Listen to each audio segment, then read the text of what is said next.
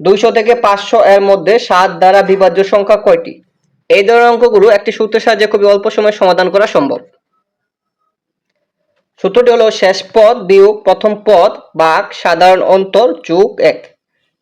এখানে প্রথম পদ হলো 200 বা তার চেয়ে বড় 7 দ্বারা নিঃশেষে বিভাজ্য সংখ্যা।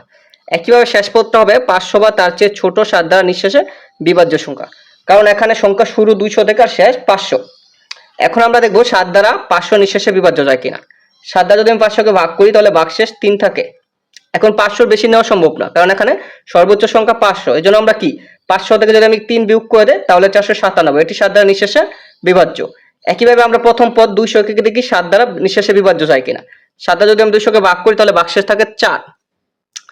এর কম আর নেওয়া সম্ভব না, কারণ আমার প্রথম সংখ্যা 200 থেকে শুরু। এজন্য আমি কি এর চাইতে বড় নিতে পারবো। এখন যদি 200 এর সাথে আমি যদি আরো 3 যোগ করি, 4 এর সাথে 3 যোগ করি তাহলে কত হয়ে যাবে? এটাই 7 দ্বারা বিভাজ্য হবে। তাহলে হবে কত? 203। 203 7 দ্বারা বিভাজ্য। তাহলে আমি অঙ্কটা এবার করি।